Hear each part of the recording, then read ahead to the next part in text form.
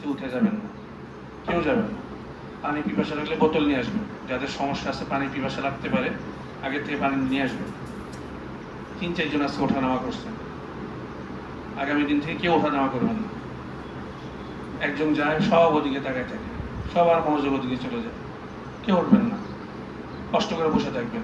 যাদের বেশি সমস্যা হুজুর কাছে বলবেন, পিছনে যে হুজুর আছে হুজুর কাছে বলবেন। বেশি সমস্যা হইলে, যে ডাইরেক্ট হয়ে গেছে, পেট খারাপ, সেটা ভিন্ন কথা, কিন্তু এমনি পেশাব করতে পানি খেতে উঠবেন না। সাল্লাল্লাহু আলাইহি ওয়াসাল্লাম কিভাবে দুষ্টামি করেন কেন? পিছনে 3 জন হুজুর, আমরা সামনে 2 জন, তারপর দুষ্টামি করতেছে। দেখেন হুজুর বারবার বলেন যে মেহনত করতে হয়, অনেক মেহনত করতে হয়। কালকে আমি ছিলাম না, যাত্রাবাড়ি আপনাদের যারা বেফাক দিবে, তামিম দিবে, বালিকা শাখা যারা দিবে, তাদের জন্য যাত্রাবাড়িতে গেছিলাম। হুজুরের মাদ্রাসা যাত্রাবাড়ি আসার পথে পড়ে সাইদাবাদে।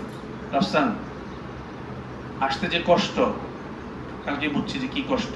মেট্রো রেল হওয়াতে আলহামদুলিল্লাহ কিছুটা সহজ, তারপরও কষ্ট। যাত্রাবাড়িতে দাঁড়ায় আছি গাড়ির অপেক্ষায়, কোনোভাবে উঠতে পারতেছি না। মহিলাদের ভিড়, পুরুষদের ভিড়, উঠতে পারতেছি না। অনেকক্ষণ দাঁড়াইছিলাম গাড়ির অপেক্ষায়, উঠতে পারি না। এই ভিড় কষ্ট ত্যাগ করে আপনাদের কাছে আসেন, আপনাদেরকে খেদমত করানো শেখানোর জন্য। আপনি সেটা যদি মূল্যায়ন না করেন তাহলে কেমনে হবে? মূল্যায়ন করতে হবে তো, ইনশাল্লাহ করবেন তো। হুজুর ওদিকে তাকায়, এদিকে দুষ্টামি করেন, এদিকে জিমাইতেছেন। ওই যে একজন আজাদ খান যাবে, ঠোঁট নিয়ে দুষ্টামি করতে, পড়বে কিভাবে? ঠোঁটই ধরে রাখছে, সে পড়বে কিভাবে? আপনাকে বারবার বলা হয়েছে পড়েন পড়েন পড়েন, পড়লে আপনার লাভ না হুজুরের লাভ? হুজুরের লাভ না আপনার লাভ? কার লাভ? হুজুর নিয়ে যাবে আপনার পড়া, আপনার তেলাওয়াতটা সুন্দর হলে হুজুর নিয়ে যাবে। হুজুরটা তো আলহামদুলিল্লাহ যতটুকু সুন্দর হওয়ার হয়েছেই, নাকি আরো আরো আপনারটা নিয়ে যাবে? যে রাফসানের তেলাওয়াত সুন্দর, রাফসানটা নিয়ে গেল হুজুর, হুজুর নিয়ে যেতে পারবে? মেয়েদেরটা নিয়ে যেতে পারবে? কারো তেলাওয়াত হুজুর নিয়ে যেতে পারবে না।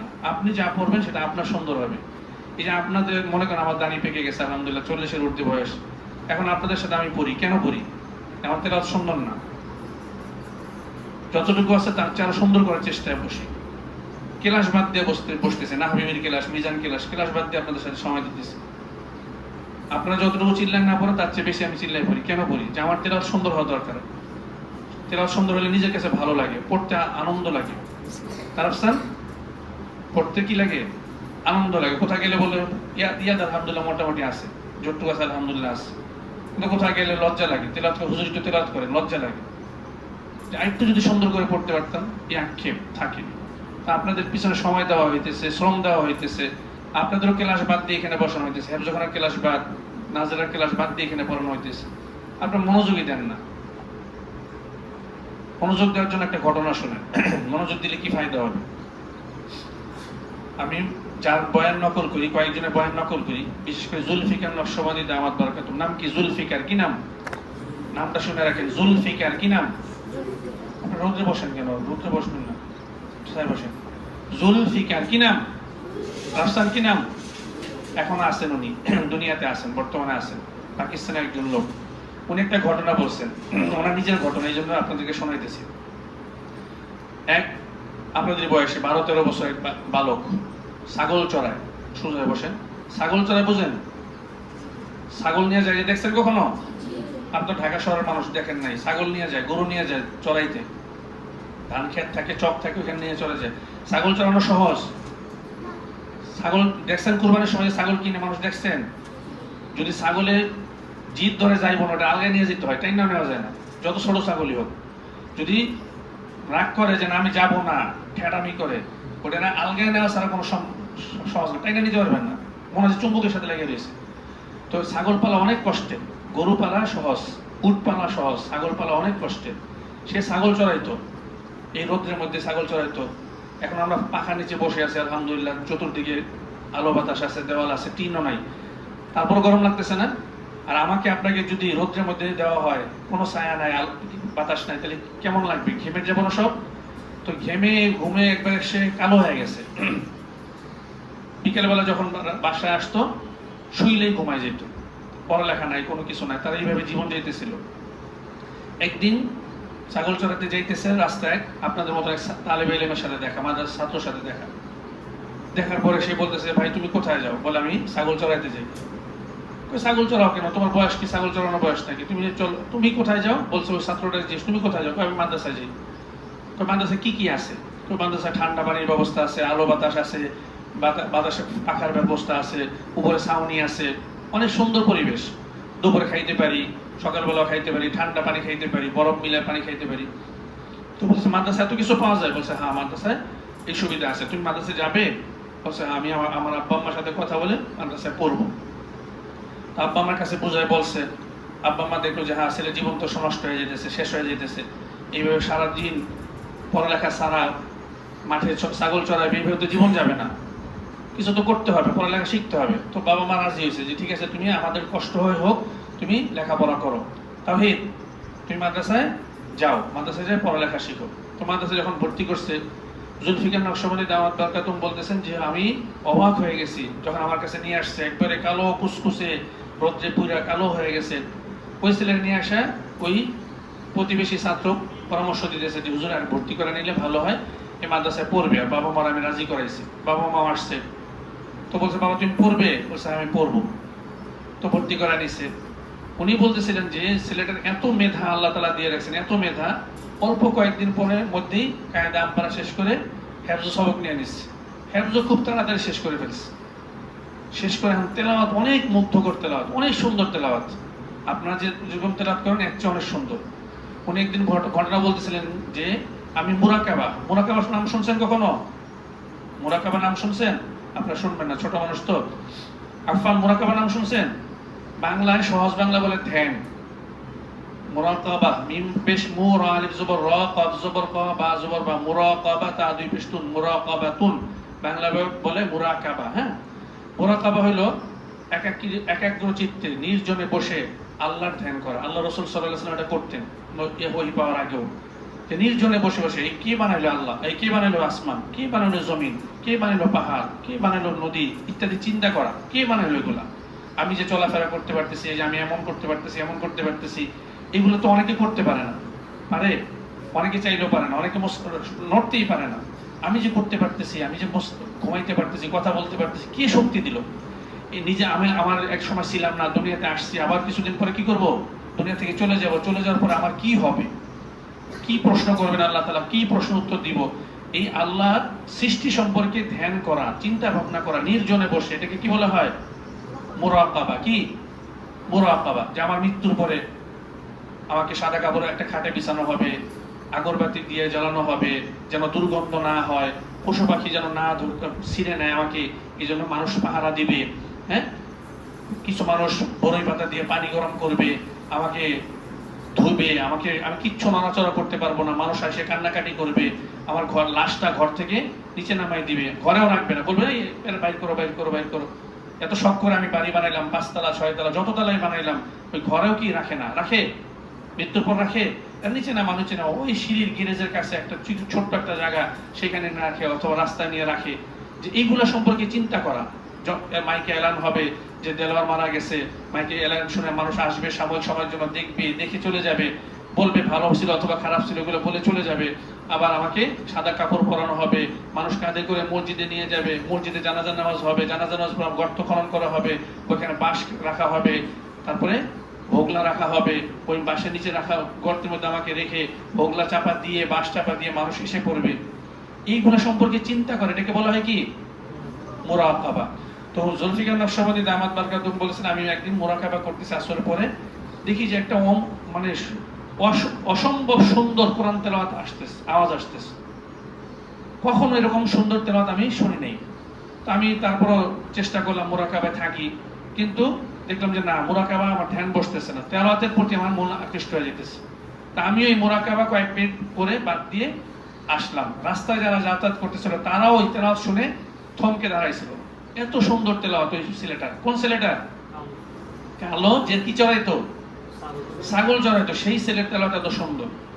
তো আমরা সবাই মুগ্ধ হয়ে শুনলাম, যতক্ষণ তেলাওয়াত করেছে সবাই শুনছি, মনে হচ্ছে আরেকটু শুনি। যাই হোক, অনেকক্ষণ শুনলাম। শোনার পরে সে মাওলানা হেফজ শেষ করলো, হেফজ শেষ করার কিতাবখানায় মাওলানা ভর্তি হইলো। হওয়ার পরে কিতাবখানা পড়তেছে।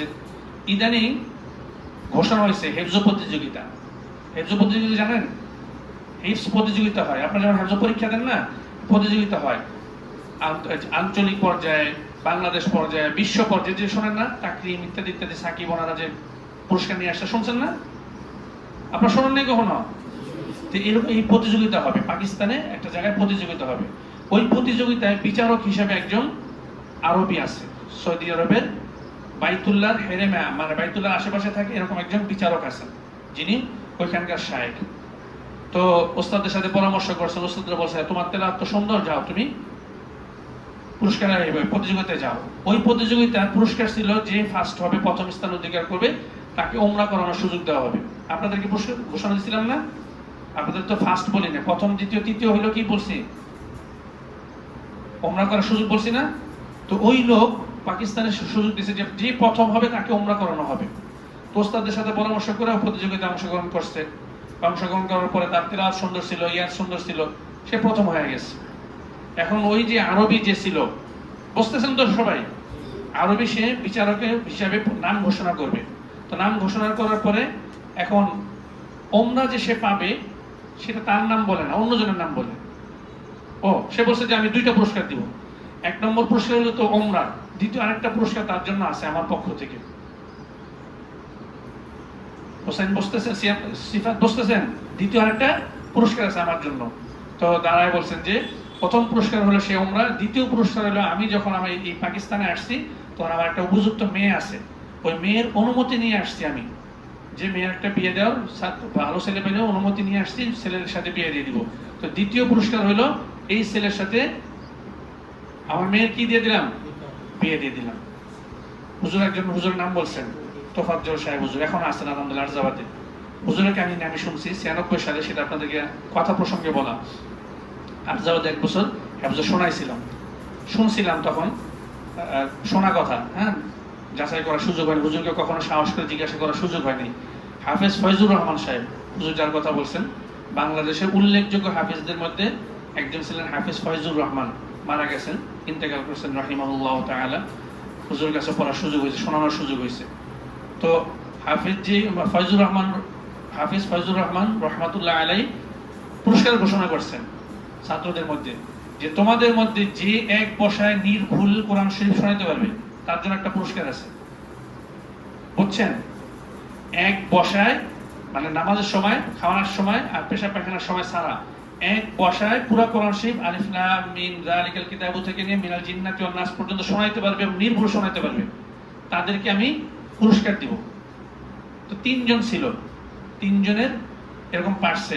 ওই হুজুর বলে না 300 350, আমরা যখন পড়ছি তখন 180 জন ছিল, 96 সালের কথা বলতেছি, 180 জন শুধু হেফজখানায় ছিলাম আমরা।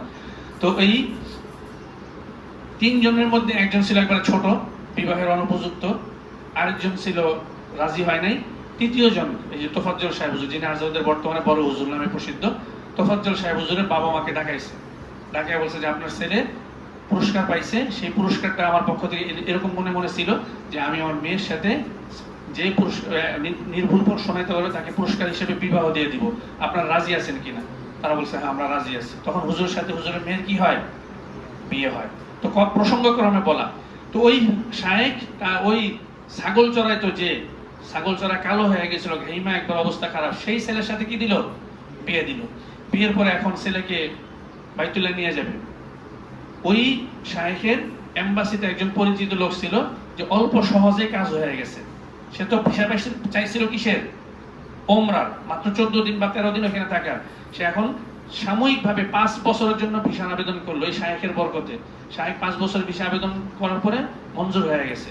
মঞ্জুর হওয়ার পরে বলতেছিলাম জুলফিকার নকশবন্দি দামাত বরকত, দেখেন যে কোরআনের নিসবতে, কোরআনের সাথে লেগে থাকার কারণে একটা ছেলে ছাগল চড়াইতো, না তার ভালো জামা ছিল, না তার ভালো কাপড় চোপড় ছিল, সবসময় ঘেমে থাকতো, না পানি খাওয়ার পানি পেইতো, ঠান্ডা পানি পেইতো, সেই ছেলেকে আল্লাহ তাআলা কোরআনের সাথে সম্পর্ক থাকার কারণে বাইতুল্লাহর মতন জায়গায়, যেখানে 1 ওয়াক্ত নামাজ পড়লে কি এক নামাজ কত নামাজের সমান, 1 লাখ নামাজের সমান। এখানে যদি একটা নামাজ পড়েন, একবার সুবহানাল্লাহ বলেন, আর বাইতুল্লাহ যায় যদি বলে ওই সুবহানাল্লাহ একবারই বলেন, এখানে 1 লক্ষ বার সুবহানাল্লাহ বলে যেই লাভ, ওইখানে একবার সুবহানাল্লাহ বলে সেই লাভ পাওয়া যায়। তাহলে যেই ছেলে রাখাল হিসেবে ছিল সেই ছেলে এখন বাইতুল্লাহ শরীফে কি করে? নামাজ পড়ে, নিয়মিত নামাজ পড়ে বা নামাজ পড়ায়। কিসের খাতির হয়েছে? কোরআনের খাতির হয়েছে, কোরআনের সাথে সম্পর্ক থাকার কারণে। এখন কি আপনাদের আগ্রহ কিছুটা বাড়ছে? এখন কোরআনের সাথে মেহনত করতে হবে না? এটা তো দুনিয়াবি দিক বললাম, আর আখিরাতে হাদিসের ভাষা তো বলছি আপনাদেরকে যে ফেরেশতারা কি রাখে? পাখা। ভুলে গেছেন নাকি? পাখা কি করে? পাখা বিছায় রাখে। আর কি করে? সবাই কি সবকিছু কি করে? দোয়া করে আপনাদের জন্য। এইগুলা এত ফজিলত জানার পর আপনারা পড়তে চান না, সবাই অমনোযোগী। আগামী দিন থেকে আর মনোযোগী থাকবেন? অমনোযোগী থাকবেন? জি ইনশাআল্লাহ। আগামী দিন থেকে অমনোযোগী থাকবেন? যতটুকু সময় হুজুর পড়ান একটু মনোযোগ দিয়ে মেহনত করে পড়বেন, ঠিক আছে ইনশাআল্লাহ? ইনশাআল্লাহ।